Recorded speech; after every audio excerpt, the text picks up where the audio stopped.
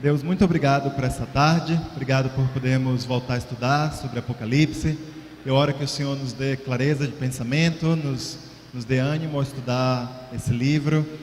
Te oramos que o Senhor nos conduza, me dê clareza também para poder expor esses princípios, Pai. Te oramos em nome de Jesus, amém. Então, hoje, da última vez que a gente estudou Apocalipse, a gente ficou no culto, né, que tinha lá no céu.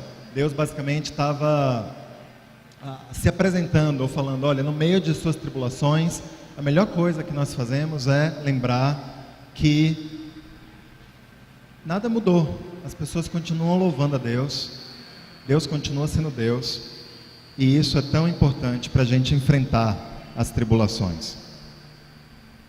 Ali naquela cena, o apóstolo João, ele começa a chorar, porque não parecia que havia ninguém que fosse capaz de abrir os selos de Deus e descobrir o segredo que Deus queria mostrar.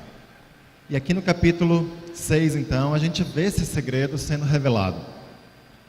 Então, no capítulo 6, versículo 1, a gente lê assim: Então vi o Cordeiro quebrar o primeiro dos 7 selos, e ouvi um dos 4 seres vivos dizer com voz forte, como o barulho de um trovão: Venha!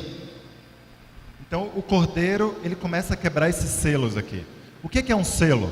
Bem, selo, botei uma foto ali, é o que antigamente, até pouco tempo atrás, tornava uma correspondência secreta. Era o que fechava uma comunicação e mantinha o conteúdo em segredo. Então, o selo representa aqui no livro de Apocalipse segredos que vão ser revelados só a determinadas pessoas autorizadas. E como a gente vai ver, esses selos estão revelando o julgamento de Deus, se vingando contra os cristãos, contra o mal que havia sido feito e estava sendo feito aos cristãos. O julgamento, como a gente vai ver também, não é um julgamento completo. Isso não se refere à segunda vinda de Jesus Cristo. Não é o fim do mundo. É um julgamento parcial. Ainda vai dar tempo das pessoas se arrependerem. Eu queria mostrar uma outra imagem, porque entender isso daqui vai ajudar a gente a entender todo o resto do livro de Apocalipse. Se a gente puder ir para a próxima imagem. O livro de Apocalipse, basicamente, ele está descrito nesses 3 ciclos de julgamento. Primeiro a gente tem 7 selos. O último dos 7 selos dá início às 7 trombetas. A última das 7 trombetas dá início às 7 taças. Então isso basicamente a gente vai acompanhar até o fim. Lá até o capítulo sei lá quanto, a gente ainda vai estar vendo as trombetas de Deus sendo tocadas. O que é tudo isso? Uma série de julgamentos. Os julgamentos de Deus, todos parciais. Em nenhum momento Deus faz o julgamento final e pronto. Por que 3 séries de julgamento? De novo, uma questão simbólica. 3 geralmente é associado ao número de Deus, né? Por exemplo, quantas pessoas há na Trindade? 3. Quantos dias Jesus ficou morto? 3 dias. E assim a gente vê. Nas entrelinhas, ao longo do livro, à medida que o livro vai se desenrolando, a gente vai vendo o julgamento e Deus vai dando um relance do que está acontecendo nos bastidores. A proteção de Deus sobre o povo dele, a batalha contra Satanás lá no céu, a destruição da besta aqui na terra, e a gente vai estudar tudo isso. Então, isso daqui é importante. Quando a gente se perder no meio da imagem, no meio do símbolo de Apocalipse, vamos lembrar disso. Isso daqui basicamente resume o livro inteiro. Os 3 ciclos de julgamento. Os 7 selos, as 7 trombetas e as 7 taças. Bem, aqui no capítulo 1, a gente vê aqui o Cordeiro, um dos 4 seres vivos, dizer, venha. E a gente vê 4 cavaleiros vindo. Ele está chamando quem? Os 4 cavaleiros. Não os cavaleiros do Zodíaco, os cavaleiros do Apocalipse. E são 4. Por que 4? Novamente, a gente pode especular a respeito disso, mas 4 parece ser um número que representa toda a Terra. Os 4 cantos da terra. Aqui no versículo 2, a Bíblia fala a respeito do primeiro. Olhei e vi um cavalo branco. O seu cavaleiro tinha um arco, e lhe deram uma coroa de rei. E ele saiu vencendo e conquistando. Então, o primeiro dos 4 cavaleiros do Apocalipse é um cavaleiro branco.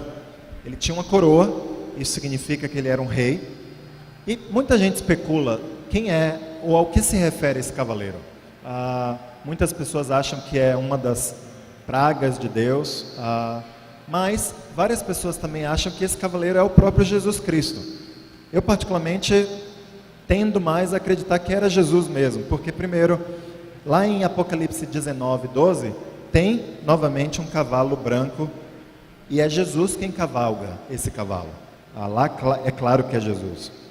Segundo, a cor branco sempre se refere a algo puro, a algo imaculado, a algo perfeito. Eu acharia estranho a gente ter um cavaleiro branco se referindo a uma coisa ruim. Mas aí vem a dúvida, por que 4 cavaleiros, o primeiro é bom e os 3 são ruins? Eu acho que na verdade isso faz todo sentido. Deus está prestes a começar a anunciar o julgamento, os 7 selos, as 7 trombetas, as 7 taças. Mas antes de falar dos julgamentos, ele está falando, olha, mas antes de tudo isso, eu quero mostrar para você que Jesus está na frente de tudo isso. Nada do que está acontecendo, do que vai acontecer, não está sendo controlado, não está sob a soberania de Deus. Deus é quem traz os dias bons e Ele traz os dias maus. E Deus faz isso para o nosso bem. Nós, discípulos, a gente não tem o que temer, a gente não tem do que ter medo. A gente vai sofrer com o mundo, porque a gente faz parte do mundo, a gente vive no mundo, mas a gente não está sendo julgado com o mundo. A gente está aqui no meio e a gente sofre junto as calamidades que Deus envia nesse mundo. Mas nós não estamos sofrendo a mesma natureza do julgamento que Deus traz para o mundo. Esse primeiro cavaleiro aqui, a Bíblia fala que ele é determinado a vencer. E isso também me remete a Jesus, porque nós somos seguidores de Jesus e a gente é mais do que vencedores. Ou seja, aquele que vai vencer, ele está determinado a vencer. Não tem como, a palavra no grego é mais do que determinado a vencer. Ele vai vencer, é o que o termo significa. Não tem como Jesus não vencer. E se a gente estiver seguindo Jesus, não tem como nós não vencermos também. Jesus é o Cordeiro, como a gente falou semana passada. Ele é amoroso, Ele conquistou nosso coração na cruz, Ele é manso, Ele nos corrige com paciência, Ele é misericordioso, Ele nos aceita mesmo quando a gente peca e nos restaura. Mas Ele também é o leão, Ele é aquele que cavalga com vitória, Ele é aquele que levanta a nossa cabeça, Ele é aquele que nos faz ter certeza de que tudo vai dar certo, Ele é aquele que provê todas as coisas para que de nada a gente tenha falta. Jesus é o Cordeiro e o leão de Judá ao mesmo tempo. E aí, seguindo, a gente vê nos versículos 3 e 4. Depois o Cordeiro quebrou o segundo selo, e ouvi o segundo ser vivo dizer, venha. Aí saiu outro cavalo que era vermelho. O seu cavaleiro recebeu o poder de trazer a guerra ao mundo, a fim de que as pessoas matassem umas às outras. E ele recebeu uma grande espada. Então esse segundo cavaleiro, revelado pelo segundo selo, ele tem poder, ele recebe poder para tirar paz da terra. Vermelho significa conflito, guerra, né? Se você está vestido de vermelho, isso quer dizer que você está com sangue nos olhos, né? Você está pronto para guerra. Esse cavaleiro e os próximos cavaleiros, eles trazem insegurança, eles trazem conflitos internos, eles trazem guerra. Deus vai permitir de fato a morte de muitas pessoas, e isso faz parte do julgamento de Deus. Nos versículos 5 e 6, o terceiro selo. Então o Cordeiro quebrou o terceiro selo, e ouvi o terceiro ser vivo dizer, venha.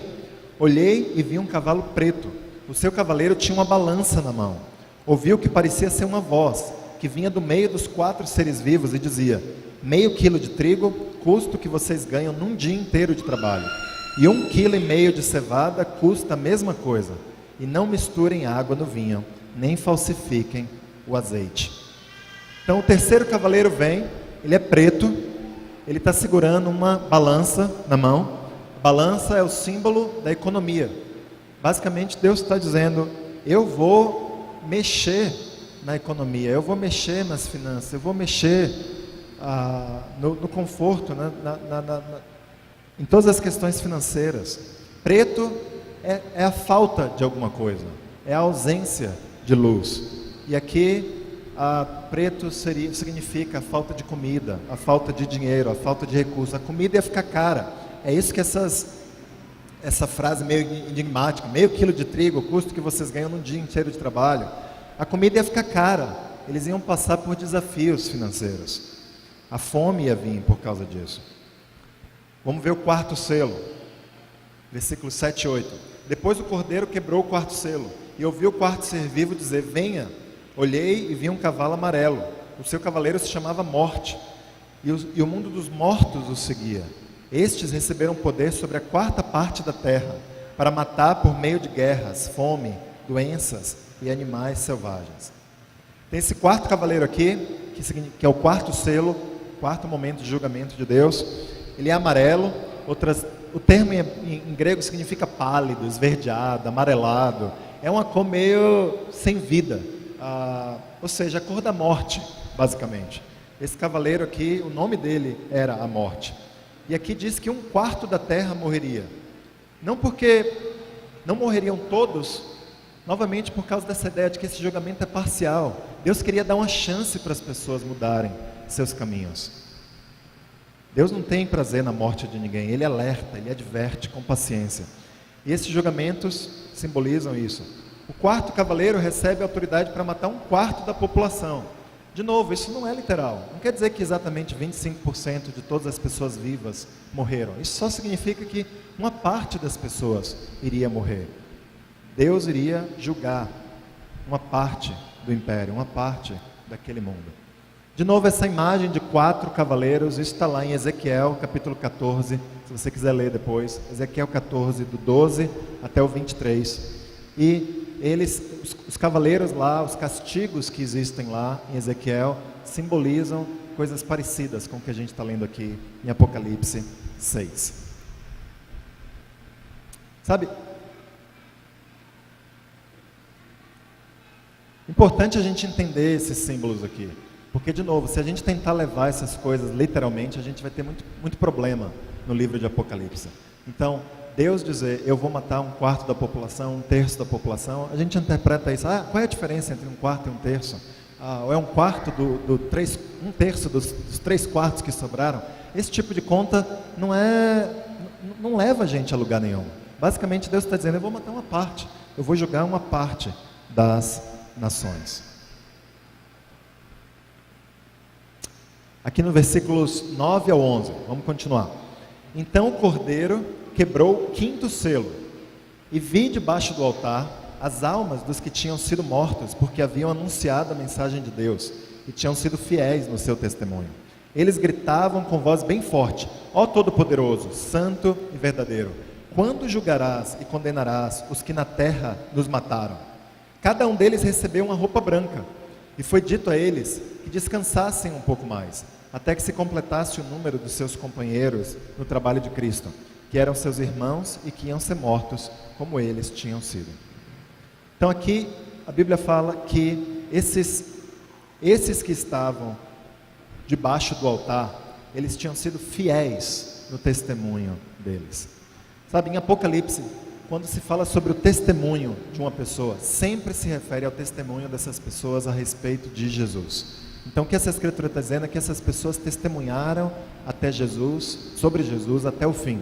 Isso significa 2 coisas: que diante do desafio de perder sua vida, de negar Jesus, eles preferiram perder a vida. Basicamente bastava que eles chegassem diante de um oficial romano, acendessem um incenso e dissessem: César é Senhor. Eles sairiam dali e pronto, eles poderiam viver o cristianismo deles de novo. Mas muitos se recusaram a fazer exatamente isso, a perder 1 minuto de suas vidas e dizer isso. E perderam suas vidas por causa disso. Não, César não é meu Senhor é Jesus Cristo. Então eles foram fiéis no testemunho deles até o fim. Mas também eles foram fiéis em proclamar o nome de Jesus, em testemunhar sobre Jesus para a comunidade ao redor deles. Amém? Esse nome, Jesus Cristo, a gente fala tanto sobre quanto ele é precioso. Mas se algo precioso em nossas vidas não é compartilhado, então há de se questionar quão precioso isso é de fato para nós. De fato, isso é tão importante no Novo Testamento que eu ousaria dizer que um discípulo de Jesus que não compartilha a respeito de Jesus não é um discípulo dele. Não, é incongruente você seguir a Jesus Cristo e você não falar, você não testemunhar a respeito de Jesus para outras pessoas. Bem, nessa passagem a gente também vê que esses mártires lá no céu, eles queriam justiça, eles queriam vingança. As tradições ao longo dos séculos têm nos feito crer que vingança é sempre errado, mas não é verdade. O que é errado é nós nos vingarmos. Desde o começo da Bíblia, a Bíblia deixa claro que Deus vai se vingar, Deus vai fazer justiça. E é isso que os discípulos estavam querendo. Eles falaram: Deus, quando que você vai fazer justiça para nós? Quando que você vai corrigir o mal e fazer o bem? E a resposta que é dada a eles é que eles iam ter que esperar. Outros cristãos aí ainda seriam mortos. Deus tinha um plano em mente, e o plano precisava ser cumprido antes do inimigo receber a retribuição. A diferença aqui, a gente vê esses homens mortos, né?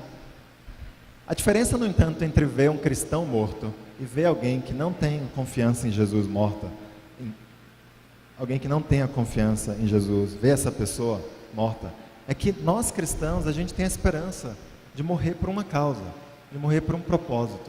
Nós não somos em nada melhores do que os não cristãos, mas a gente vive por algo que nos foi dado, que é esse propósito, que é, a gente pode até morrer, a gente pode perder nossa vida, a gente pode deixar privilégios de lado, mas a gente sabe por que a gente está fazendo isso. Os sofrimentos da vida e os sofrimentos que vêm por causa de Jesus Cristo, vêm por uma razão, não são à toa, não são em vão. Aqui no versículos 12 ao 17, a Bíblia continua: em seguida, eu vi o cordeiro quebrar o sexto selo. Houve um violento terremoto, o sol se tornou negro como uma roupa de luto, e a lua ficou toda vermelha como sangue. As estrelas caíram do céu sobre a terra, como os figos verdes caem da figueira, sacudida por um vento forte. O céu desapareceu como um rolo de papel que se enrola de novo, e todos os montes e ilhas foram tirados dos seus lugares. Então os reis do mundo inteiro, os governadores e os chefes militares, os ricos e os poderosos e todas as outras pessoas, escravas ou livres, se esconderam nas cavernas e debaixo das rochas das montanhas, e gritavam para os montes e para as rochas: caiam sobre nós e nos escondam dos olhos daquele que está sentado no trono, e nos protejam da ira do Cordeiro, pois já chegou o grande dia da ira deles, e quem poderá aguentá-lo? Então aqui a gente vê parte dessa linguagem figurada que tornou o Apocalipse tão famosa. Mas aqui o que a gente vê não é a descrição do fim dos tempos. A gente vê o julgamento de Deus sobre injustos, sobre pessoas que estavam fazendo o mal. A ira do Cordeiro vai vir sobre pessoas que fazem o mal, aquelas pessoas que decidem não se render a Jesus Cristo. É uma linguagem exagerada, é uma linguagem emotiva, mas não é uma linguagem literal. O que acontece é o seguinte: lá no Êxodo, o primeiro momento onde Deus veio ao resgate do seu povo, os hebreus, que Deus tinha começado a formar desde Abraão, foi formando, passaram-se 4 séculos, e lá no Êxodo, Deus atacou o mundo dos egípcios. Deus foi e livrou os israelitas, os hebreus, dos egípcios. E as pragas que aconteceram lá no Egito foram literais. Deus mandou pragas literais sobre os egípcios. E esses julgamentos de Deus sobre os egípcios, eles se tornaram tão famosos e tão marcantes, que eles acabaram se tornando o símbolo, a figura de como Deus trata os povos que lutam contra o seu povo. Se tornaram uma imagem de como Deus vai vingar o seu povo, de todos que se colocam contra o seu povo. Então aqui, quando a gente vê em Apocalipse, na verdade quando a gente vê no resto do Velho Testamento, a gente vai ler algumas passagens aqui, a gente vê essa imagem de o sol escurecendo, de estrelas caindo. Essas coisas a gente vai ver aqui, que várias vezes no Velho Testamento são descritas, nunca elas foram literais. Com certeza essas coisas já aconteceram, mas nunca literalmente. O que Apocalipse está fazendo é simplesmente emprestando essa linguagem. Não quer dizer que essas coisas vão voltar a acontecer, nunca. Não quer dizer que quando Jesus voltar a gente vai ver esses julgamentos de novo. Vamos ler algumas passagens para a gente ter convicção disso. Eu vou passar pelas passagens. Renata, se você puder, eu não coloquei aí, mas se você puder me ajudar, bota o mais rápido possível que você conseguir. E eu vou lendo, e aí você anota e depois você estuda com mais cuidado, tá? Isaías 34, do 4 ao 5. Então, Isaías 34, do 4 ao 5. Olha o que o profeta está falando. O sol, a lua e as estrelas serão destruídos. O céu se enrolará como a página de um livro. Todas as estrelas cairão do céu, como caem as folhas da parreira ou da figueira. A espada do Senhor está pronta no céu. O Senhor condenou o povo de Edom à destruição e com a sua espada matará os edomitas. Então, Isaías 34 está falando sobre um julgamento de Deus sobre os edomitas, que eram vizinhos da direita, lá do povo de Israel.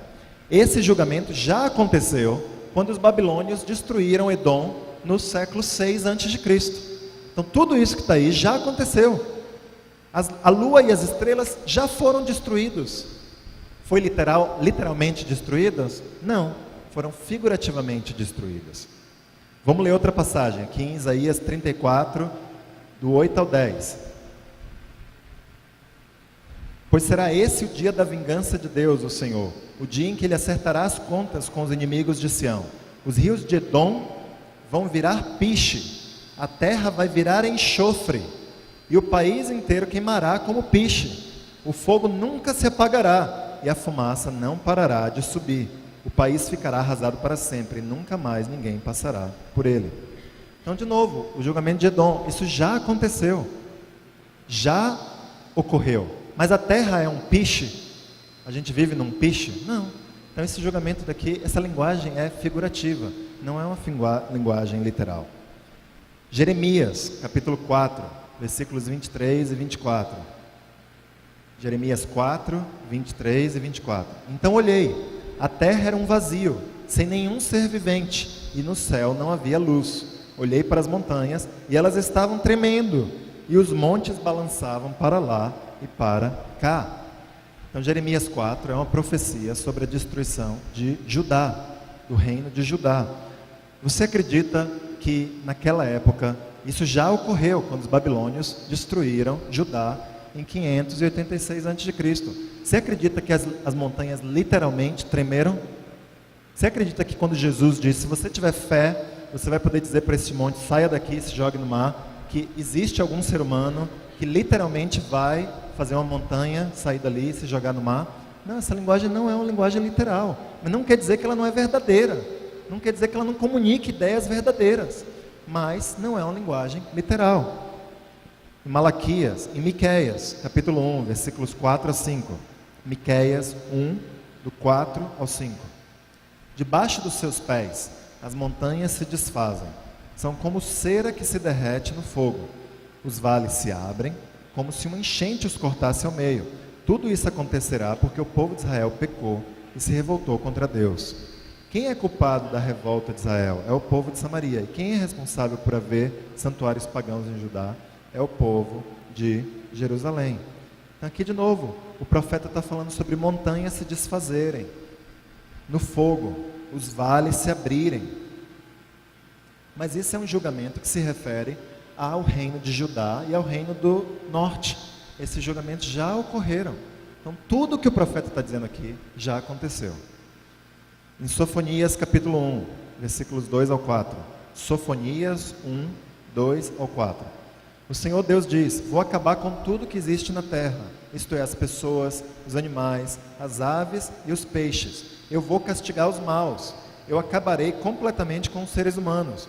Castigarei o povo da terra de Judá e os moradores de Jerusalém. Farei desaparecer de Jerusalém o que ainda resta da adoração a Baal.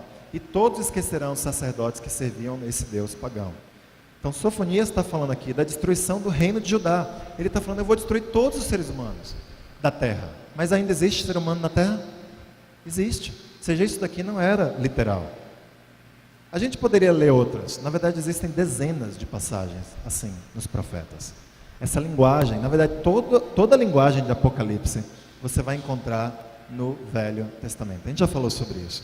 Então, nada disso que Apocalipse está falando, sobre estrelas caírem, céu escurecer, o sol parar de dar luz, as montanhas queimarem, estremecerem, se partirem, nada disso é literal. Não é uma linguagem que descreve em termos gráficos como vai ser no fim do mundo. Pode até ser que seja assim, mas não é Apocalipse que descreve isso. Apocalipse está falando de um julgamento de Deus sobre aquela nação ímpia que estava fazendo mal aos cristãos do primeiro, do segundo, do terceiro séculos.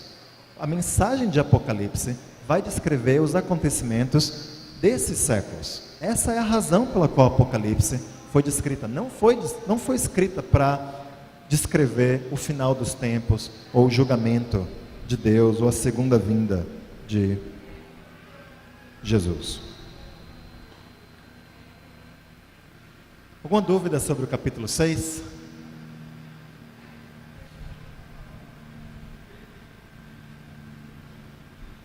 Está claro isso? Dá para a gente digerir isso daí?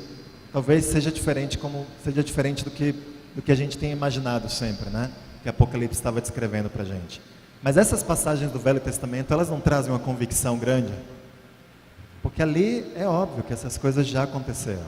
E é a mesma linguagem que é usada em Apocalipse.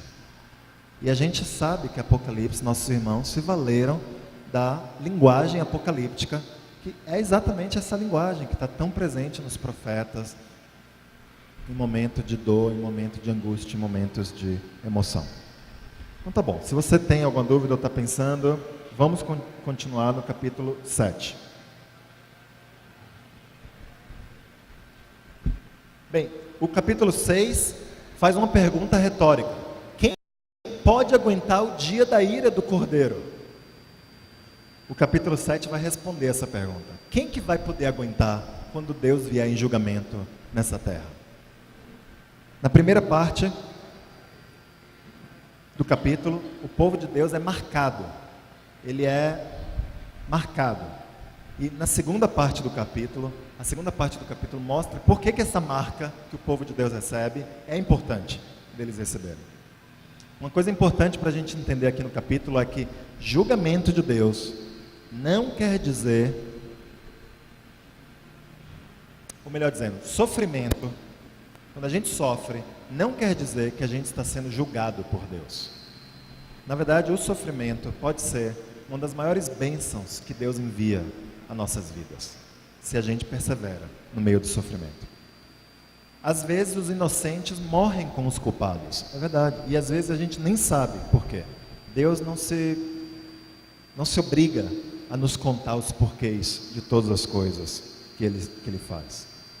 Na época de Noé, por exemplo, os bebês morreram junto com os adultos. Todo o resto da humanidade foi eliminado. Mas os bebês não estavam sendo punidos por Deus. Na verdade, quando você pensa sobre Deus mandar aniquilar toda uma população, os seres mais sortudos daquilo lá são justamente os bebês e as crianças. Porque a Bíblia dá vários indícios de que Deus não julga as crianças ou as pessoas que não têm ainda uma certa idade, não atribui a responsabilidade a eles. Mas quando você se torna adulto, você é responsabilizado. Então, se você vive no meio de uma sociedade maligna, de uma sociedade que tende a corromper todos os seres que vivem nela, é melhor você ser julgado enquanto você é criança mesmo. Então, uma das objeções, como que um Deus bom mandaria matar todo mundo? Deus quer salvar as pessoas. Cada um vai responder por seus pecados e as crianças não vão ser responsabilizadas por isso. Mas eu tô desviando aqui bastante. No livro de Apocalipse, aqui no capítulo 7, a gente vê os cristãos sofrendo, mas não porque eles são culpados. Eles estão sofrendo, mas eles não estão sendo punidos. Os escolhidos de Deus, eles são selados com uma marca, para deixar claro que eles não estão sendo julgados com o resto do mundo. Vamos ler aqui no versículo 1. Apocalipse 7, 1. Depois disso eu vi nos 4 cantos do mundo 4 anjos em pé. Eles estavam segurando os 4 ventos da terra, a fim de que nenhum vento soprasse sobre ela, nem sobre o mar, nem sobre nenhuma árvore. Então aqui de novo o número 4 parece representar o mundo inteiro. A gente vê esses 4 anjos em pé. Lembra que em Apocalipse um monte de coisa tem o anjo dela, então a gente tem aqui anjos do vento. E o vento parece ser um símbolo da atividade de Deus. Na verdade, tanto em hebraico como em grego, os termos que dizem, que são traduzidos como vento, são o mesmo termo para representar o Espírito. Então, o vento, o sopro, parece ser o termo que Deus escolheu para representar a ação de Deus, que é uma das funções principais do Espírito Santo. Esses 4 anjos, eles estavam esperando o momento para trazer o julgamento de Deus sobre toda a terra. O julgamento ia ser terrível, mas ele estaria debaixo da soberania de Deus. Como a gente vê aqui, nada aconteceria antes do tempo certo. Os anjos estavam lá esperando a ordem vir para eles agirem. Nos versículos 2 e 3, a gente lê: Então vi outro anjo subindo do oriente, tendo o selo do Deus vivo. Ele bradou em alta voz aos 4 anjos, a quem havia sido dado poder para danificar a terra e o mar: Não danifiquem nem a terra, nem o mar, nem as árvores, até que selemos as testas dos servos do nosso Deus. Um 5º anjo grita: Para, não começa ainda o julgamento, até que o povo de Deus seja todo selado. O que era esse selo? Bem, no Novo Testamento, a gente já está aqui no Novo Testamento, não podia ser o Espírito Santo, porque o povo de Deus já era selado com o Espírito Santo. Não é uma marca literal, ou nada disso, uma tatuagem com um código de barra, tantas coisas têm sido dito a respeito dessa marca. Isso é um recurso de visão, não importa como Deus... Você acha que Deus precisa de um código de barra escrito em você para saber que você pertence a Ele? Isso era um recurso. Eu vou selar, eu quero deixar claro para vocês que vai ficar óbvio para mim quem pertence ao meu povo. Eu não vou me confundir sobre quem me serve, sobre quem é um discípulo do meu filho. Quando você tem uma coisa, uma propriedade, um animal, o que você faz com esse animal? Você não bota lá o seu selo, sua marca, para deixar claro: esse cavalo é meu, tire a mão dele. É o que Deus está dizendo aqui: esse povo é meu, não ouse colocar as mãos em cima do meu povo. Essa proteção de Deus ia livrar o povo de Deus do sofrimento físico? Não. Essa marca de Deus ia livrar o seu povo do sofrimento emocional? Não. O fato de nós pertencermos a Deus não quer dizer que a gente não vai sofrer. A gente precisa eliminar essa ideia de nossa cabeça, de que ser cristão quer dizer que tudo vai dar certo. Não é assim que funciona, nem tudo dá certo na vida dos cristãos, mas em última instância vai dar certo. Se a gente perseverar nessa vida, aí com certeza vai dar certo, porque a gente vai ser recebido nos braços de Deus, e lá Deus vai consertar todas as coisas. A proteção aqui é a proteção do quê então? A proteção da alma dos cristãos. A única coisa que de fato vale em nossas vidas, num plano eterno. Deus iria proteger a alma dos cristãos. Se vocês perseverarem, vocês vão ser salvos. Vocês vão estar comigo um dia. Quem eram esses justos então? Fica esse suspense, Selem os justos. Quem são esses justos? Olha aqui, a partir do versículo 4. Aí me foi dito o número dos que foram marcados. Eram 144 mil. Eles pertenciam a todas as tribos do povo de Israel. 12 mil de cada tribo. De Judá, Ruben, Gade, Azer, Naftali, Manassés, Simeão, Levi, Issacar, Zebulon, José e Benjamim. Então, de novo, a gente já sabe, 12 é o número que representa o quê? O povo de Deus. Então, a gente tem no passado as 12 tribos de Israel, 12 patriarcas. A gente tem 12 apóstolos no Novo Testamento. Lá na Nova Jerusalém, quantos portões tem na Nova Jerusalém? 12 portões. Elevar um número à sua potência, 12 ao quadrado, quer dizer que você enfatiza isso, enfatiza a ideia de que, olha, é o povo de Deus mesmo. Quando a gente multiplica 12 por 12, a gente tem 144. 1000, o que 1000 significa? Bem, na linguagem bíblica, 10 é um número que tem um valor altíssimo. E tem um significado, porque lá no número 10 você tem dois números. 3, que a gente já viu que é um número que simboliza a divindade. E a gente tem 7, que é um número que enfatiza a completude, que é um número que enfatiza que isso é pleno. Então você ter 10, você está juntando o número 3 com o número 7. É de se perguntar quanto que os nossos irmãos teriam entendido tudo isso. Eu não quero supor aqui que a gente... Mas a gente viu isso já na primeira aula, que essa linguagem apocalíptica seria muito mais familiar para os nossos irmãos do primeiro século do que é para nós. Então não é absolutamente estranho supor que essas figuras seriam compreendidas pelos nossos irmãos. Quando você pega o número 10 e você enfatiza isso com a potência de 3, que é o número da divindade, você fala 10 por 10, por 10 mesmo. Isso significa, a gente tem 144, que é o número do povo de Deus enfatizado. E aí você tem isso 1000, que é o número de altíssimo valor, 10, 10, 10. Você multiplica tudo isso e você obtém exatamente 144 mil. 12 vezes 12, vezes 10, vezes 10, vezes 10. O que isso está querendo dizer?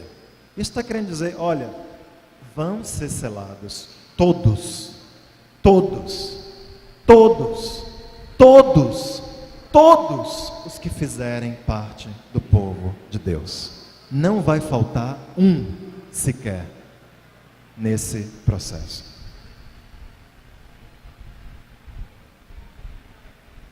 Eu acredito que isso é uma melhor explicação do que alguns grupos religiosos que dizem que 144 mil é o número literal de pessoas que vão estar no céu, mas esses próprios grupos têm mais do que 144 mil seguidores. Assim, puxa vida, que emocionante. Não, é porque vai existir dois tipos de paraíso. Um paraíso lá com Deus e outro paraíso aqui na terra. Eu acredito que essas coisas absolutamente fogem do escopo do que Apocalipse está ensinando. Vamos continuar aqui no versículos 9 ao 16. Depois disso, eu olhei e vi uma multidão tão grande que ninguém podia contar. Eram de todas as nações, tribos, raças e línguas. Estavam de pé diante do trono e do Cordeiro, vestidos de roupas brancas, e tinham folhas de palmeira nas mãos. E gritavam bem alto: do nosso Deus, que está sentado no trono, e do Cordeiro vem a nossa salvação. Todos os anjos estavam de pé em volta do trono, dos líderes e dos 4 seres vivos. Então eles se jogaram diante do trono, encostaram o rosto no chão e adoraram a Deus, dizendo: Amém. Ao nosso Deus pertencem para todo sempre o louvor, a glória, a sabedoria, a gratidão, a honra, o poder e a força. Amém. Um dos líderes me perguntou: quem são estes que estão vestidos de branco? De onde foi que vieram? Eu não sei, o Senhor sabe. Respondi. Então ele me disse: estes são os que atravessaram, são e salvos, a grande perseguição. São as pessoas que lavaram suas roupas no sangue do Cordeiro, e elas ficaram brancas. É por isso que essas pessoas estão de pé diante do trono de Deus, e os servem de dia e de noite no seu templo. E aquele que está sentado no trono os protegerá com sua presença. Elas nunca mais terão fome nem sede, nem o sol, nem qualquer outro calor forte as castigará, pois o Cordeiro que está no meio do trono será o pastor dessas pessoas e as guiará para as fontes das águas da vida. E Deus enxugará todas as lágrimas dos olhos delas. A gente tem aqui, a gente não pode entrar em muito detalhe, mas a gente tem um símbolo de uma festa, a festa dos tabernáculos aqui. Essa era a festa judaica mais alegre de todas. Era a festa de gratidão pela colheita que Deus tinha dado ao povo. Deus tinha dado sustento e o povo celebrava basicamente esse sustento. Essa festa também estava conectada à libertação do povo lá no Egito. As pessoas dançavam, elas cantavam, elas se alegravam, elas oravam, sacrifícios eram oferecidos cada um dos 7 dias da festa. As pessoas carregavam galhos de palmeira, ao cantar elas sacudiam a palmeira delas. Era algo bem festivo, algo bem simbólico, bem gráfico. Quem eram essas pessoas aqui nessa passagem de Apocalipse? Versículo 14 diz que eram os que tinham saído de uma grande perseguição. Elas tinham necessariamente morrido? Não, não tinham necessariamente morrido, mas elas tinham suportado o sofrimento de forma fiel até o fim.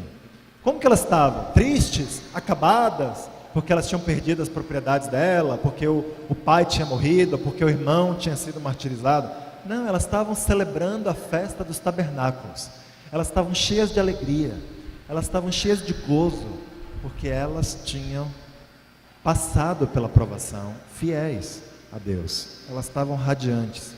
Elas servem Deus dia e noite no santuário deles. O ponto aqui não é o local. Onde que era esse santuário? Isso é irrelevante.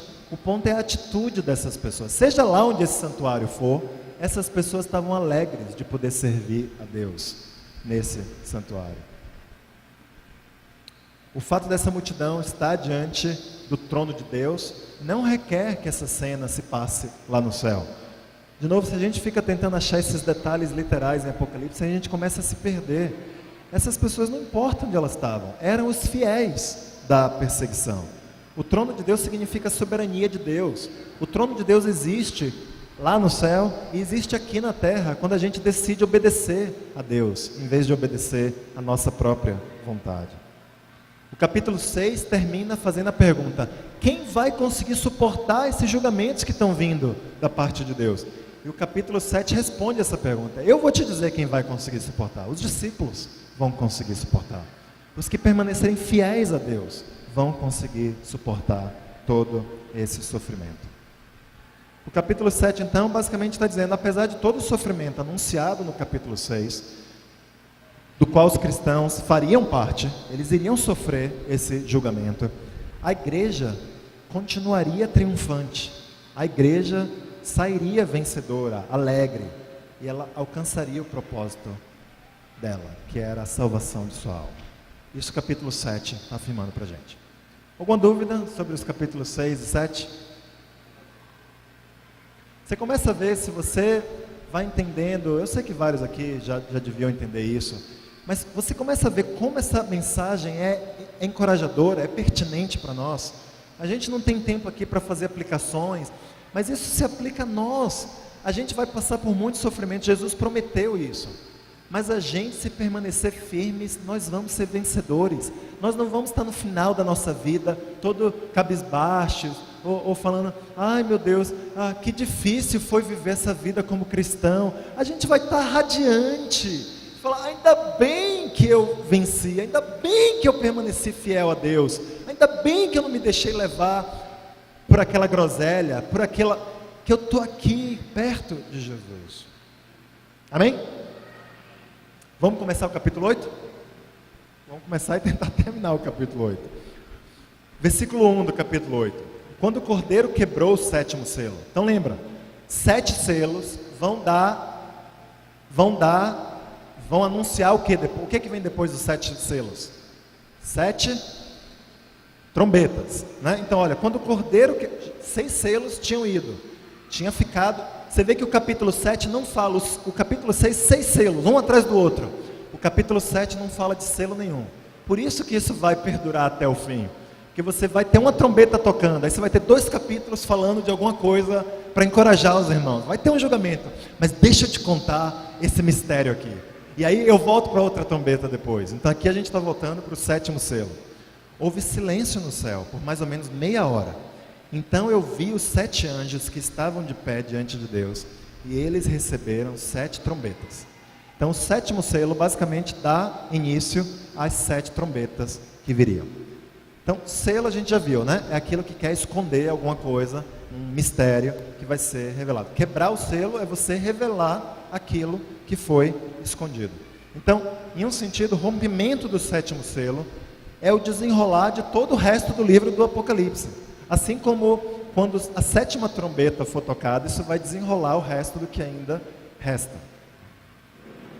O que é esse silêncio aqui de meia hora? Bem, lá no capítulo 10, no versículo 6, o anjo lá, a gente não precisa ir lá, mas o anjo lá fala, agora não vai haver mais demora.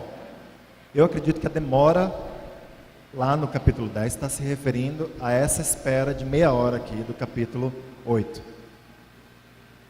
Isso implica que existiu uma demora, essa demora de meia hora aqui. Agora, o que é essa meia hora, esse meio tempo, para ser mais exato? Essa palavra tempo, no apóstolo João, ela tem muito significado. ela diz respeito ao momento, à hora certa. Ela carrega consigo a ideia de crise, de ação. Jesus, por exemplo, diz que meu tempo ainda não chegou, né? Ele pede ao Pai, na hora ali no Getsêmani, que o salve daquela hora, daquele tempo. Para seus irmãos, os irmãos físicos de Jesus, ele diz que sua hora, o seu tempo ainda não havia chegado. Ele diz para os inimigos dele, quando ele estava aqui vivo ainda, que eles não podiam pegá-lo porque sua hora, o seu tempo ainda não havia chegado. Ou seja, essa ideia de tempo traz a ideia, não só vamos dizer que horas são, mas traz a ideia de é esse o momento, chegou aquilo que foi planejado por Deus. O que é então meia hora? Bem, a gente vai ver mais adiante que assim como um 7, que é esse número perfeito, um 7 quebrado, ele tem um significado, uma hora quebrada, o tempo quebrado também tem um significado. Ou seja, o tempo quebrado ao meio é o quê? Meia hora. Então, essa espera de meia hora, esse tempo de meia hora, significa basicamente isso. É uma maneira bem dramática de dizer, espera um pouco, não chegou a hora ainda. Não chegou o tempo, a hora. É só meia hora, ou seja, não é a hora ainda. Você fala, puxa vida, quanto rodeio para se chegar nisso. Mas lembra que esse é o propósito da linguagem apocalíptica. É trazer um certo consolo, é se conectar ao coração das pessoas no momento de crise, no momento de drama. Por que não tinha chegado a hora ainda? Porque Deus é paciente. Deus espera pelas pessoas. Ele espera por nós, Ele esperou por nós, e Ele vai esperar pelas pessoas o máximo de tempo que for possível. Os versículos 3 até o 5. Outro anjo veio com um vaso de ouro no qual se queima incenso e ficou de pé ao lado do altar. Ele recebeu muito incenso para juntar com as orações de todo o povo de Deus e oferecê-lo no altar de ouro que está diante do trono. E das mãos do anjo que estava diante de Deus subiu a fumaça do incenso queimado, junto com as orações do povo de Deus. Então o anjo pegou o vaso de incenso, o encheu com fogo do altar e jogou sobre a terra. Houve trovões, estrondos, relâmpagos e um terremoto. Então esse vaso de ouro, ou incensário, é o termo mais literal, ele era uma imagem do incensário que ficava lá no templo físico, o templo que Salomão construiu. Ficava na frente do Santo dos Santos, no templo. Esse incenso que era oferecido a Deus, era oferecido junto com as orações dos santos. A ideia é que quando a fumaça subisse, quando aquela fumaça agradável do incenso subisse, as orações dos santos estariam juntas dessa fumaça. Isso quer dizer que quando você ora, isso é uma imagem para comunicar para os cristãos. Quando a gente está orando, isso é recebido por Deus de uma maneira extremamente agradável. Não depende da sua oração ser bonita ou não. Não depende de você estar indo bem como cristão ou não. É independente disso. Deus torna as nossas orações algo agradável. Em resposta aqui à oração dos santos, Deus pega o conteúdo do incensário e joga esse conteúdo, as brasas quentes aqui na terra, o que ocasiona trovões, relâmpagos e um terremoto. Então, os santos, os discípulos, oram por justiça e Deus responde com um julgamento sobre a terra. Deus considera as coisas pelas quais a gente está orando. Nada do que a gente fala com Deus passa batido, passa em vão. Nenhum momento, o tempo em que a gente menos desperdiça tempo, é o momento em que a gente está orando. É o momento mais eficaz, mais efetivo de nossas vidas. É quando a gente tira tempo para a gente poder falar com Deus dos céus. No versículo 6 ao 7, em seguida, os 7 anjos que tinham 7 trombetas se prepararam para tocar. O primeiro anjo tocou a sua trombeta e foi lançada sobre a terra uma chuva de pedra e fogo, misturados com sangue. E foi destruída pelo fogo a terça parte da terra, das árvores e também de toda a erva verde. Essa erva verde não é maconha, tá? Deixa claro, né? Porque a imaginação é muito fértil. Mas a 7ª praga do Egito foi o quê? Foi uma chuva de pedras e relâmpagos. E essa chuva devastou a terra. E aqui, igualmente, 1/3 da terra foi destruído. O que quer dizer, novamente, esse julgamento é parcial. não acabou com a terra completamente. Nos versículos 8 ao 9. Depois o segundo anjo tocou a sua trombeta, e uma coisa que parecia uma grande montanha pegando fogo foi jogada no mar. A terça parte do mar virou sangue, morreu a terça parte dos animais do mar, e foi destruída a terça parte de todos os navios e barcos. Então aqui de novo a gente vê esse julgamento. Lembra o quê? Quando que em outro momento água virou sangue? No Egito. Lá aconteceu literalmente. Aqui é só o símbolo do julgamento. Não quer dizer que os rios ou os mares vão se tornar sangue, ou se tornaram sangue. Mas a ideia de julgamento vem forte, lembra essas coisas. Montanha na Bíblia são usadas geralmente para se referirem a coisas poderosas, a nações poderosas. E a montanha ou nação de que essa passagem trata aqui era a nação de Roma. Basicamente Deus está falando, eu vou pegar essa nação poderosa. Ela é poderosíssima para vocês, mas não é poderosa para mim. Eu vou julgar essa nação que está fazendo mal de você. Versículos 10 ao 11. Então o terceiro anjo tocou a sua trombeta, e uma grande estrela, queimando como uma tocha, caiu do céu sobre a terça parte dos rios e sobre as fontes de águas. O nome dessa estrela é Amargura. A terça parte das águas se tornou amarga, e por isso muitas pessoas morreram ao beberem daquelas águas. Então uma estrela caiu do céu. Estrela na Bíblia se refere a figuras importantes como reis, pode se referir ao povo de Deus, ou ainda representar a visita de Deus em julgamento em cima de uma nação, como algumas das passagens que a gente leu anteriormente. Aqui fala que essa estrela caiu nas águas e tornou um terço das águas amarga. Bem, água é uma necessidade básica, né? Ninguém pode viver, nunca viveu sem água. Os não cristãos, eles tentam suprir suas necessidades básicas sem Deus, basicamente. Na verdade, era como nós vivíamos. A gente tenta buscar aqui e ali aquilo que a gente acha que vai nos satisfazer. Mas o que é que os não cristãos encontram? O que é que nós encontrávamos? Amargura atrás de amargura. Por quê? Porque fora de Deus não é possível satisfazer as nossas necessidades mais básicas. O que essa passagem está dizendo aqui basicamente é o julgamento de Deus sobre os não cristãos é a própria amargura. É eles buscarem, correrem atrás de um monte de coisa que não vai satisfazer ao coração deles em última instância. Mas aos cristãos ele livra da amargura, porque ele dá a água viva, ele dá aquilo que realmente satisfaz em Jesus Cristo as nossas necessidades mais profundas. Versículos 12 a 13. Aí o quarto anjo tocou a sua trombeta e foi ferida a terça parte do sol, da lua e das estrelas, de modo que perderam a terça parte do seu brilho. Não houve luz durante a terça parte do dia e também da noite.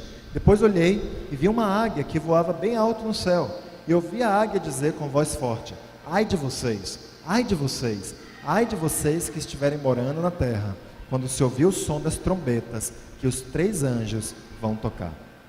Então aqui, os astros do céu são atingidos, e isso remete de novo às pragas lá no Egito, mesmo tipo de linguagem que a gente viu lá no Velho Testamento. Essa linguagem descreve o quê? O julgamento de Deus sobre os ímpios. Essas coisas já aconteceram historicamente, mas a linguagem não é literal. Basicamente, por causa do pecado, toda a criação ia ficar debaixo de uma maldição. A criação de Deus, que foi feita para servir o homem, tinha se tornado uma maldição para o homem. Mas é um terço ainda, não é total. Deus ainda vai estender paciência às pessoas. Ele quer que as pessoas se arrependam. E conclui, essa passagem conclui com uma águia gritando: ai de vocês, ai de vocês, ai de vocês, se referindo às próximas 3 trombetas. Então aqui no capítulo 8, a gente vê o julgamento se desenrolando. Agora as 4 primeiras trombetas foram tocadas. A terra começa a deixar quase de ser uma terra, mas a ser um lugar de horrores, um lugar de espetáculos.